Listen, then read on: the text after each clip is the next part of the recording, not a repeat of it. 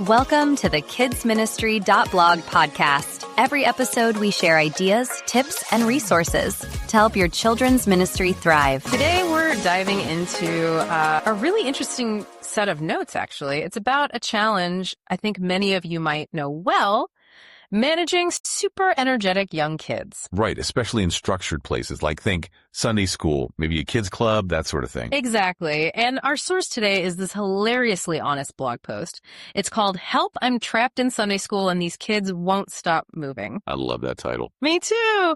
It tracks this one volunteer's journey, from having these careful lesson plans to just embracing the creative chaos. And what's really compelling, I think, is how it just shows you the reality of working with kids. We don't always talk about it, but their attention spans, sometimes, poof, gone. And the energy is just boundless. Totally boundless. So this deep dive, it's not just about Sunday school techniques, is it?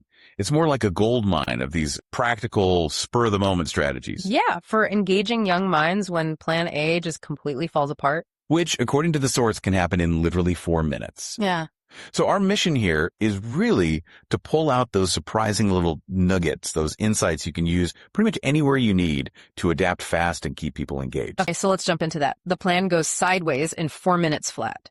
What's the first, ingenious thing this volunteer does? The source says the lesson, Daniel in the Lion's Den, lasted exactly 4 minutes. 4 minutes. It's incredible. Then the kids colored super fast and then just stared. 25 minutes left on the clock. Yikes. Yeah, yikes is right. And this is where it gets good. The first strategy she mentions, this freeze thing, it sounds incredibly effective. Tell me more about that. How did it work? Well, picture it. Kids are apparently climbing on tables, maybe fighting a bit. One's even licking the wall. Oh my goodness, licking the wall. Licking the wall. So the volunteer yells, freeze! And boom, they just stop. Like little statues. Okay. So you can give any quick instruction, like everyone wearing sneakers jump 3 times. Yeah. Or if you know who Jesus is, touch your head. I see. So it's not just stopping the chaos, it's redirecting it immediately. Exactly. It's a powerful pattern to interrupt.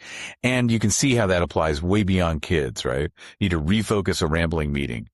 A sudden, unexpected prompt can work wonders. That's a really neat shift from just trying to control them to channeling that energy. So what else did they figure out, especially when maybe perfect accuracy wasn't the main goal? I'm thinking of that Bible telephone thing you mentioned earlier. Sounds wild. It does sound wild. But Bible telephone actually shows something really important. Right. Sometimes just getting people involved, even if it's messy, is better than sticking rigidly to a script. How did that one play out? You whisper a Bible story, it gets passed along the line, and inevitably Moses parted the Red Sea somehow morphs into Moses parted his red hair. No. Yes, or Jesus walked on water becomes, wait for it, Jesus walked on a hamster. Hamster. The kids must have loved that. Apparently they found the mixed up versions hilarious. And that laughter, that active participation, that was the win. It's about making involvement fun, Kind of like how letting slightly wrong ideas fly in brainstorming can actually spark something truly new. Okay, so we have high energy tactics like freeze and telephone. What about when things needed to calm down a bit, or frankly, when the volunteer was maybe running out of steam? Yeah, that's another great point from the source, the adaptability. She realized sometimes you just need something lower effort, but that still keeps them engaged. Like what? Well, simple hand clapping games. Just making up patterns, clap, stomp, clap, keeps hand busy, fills time. Easy. Okay. And there was musical chairs without the trauma, which I love. What does that mean? No eliminations. Everyone just sits down when the music stops, maybe yells out something from lesson or something they're thankful for. No tears. Everyone wins. Everyone's still involved. That's clever. Keeps it positive. Totally. And even singing, she mentions not being a great singer, but humming Jesus Loves Me worked.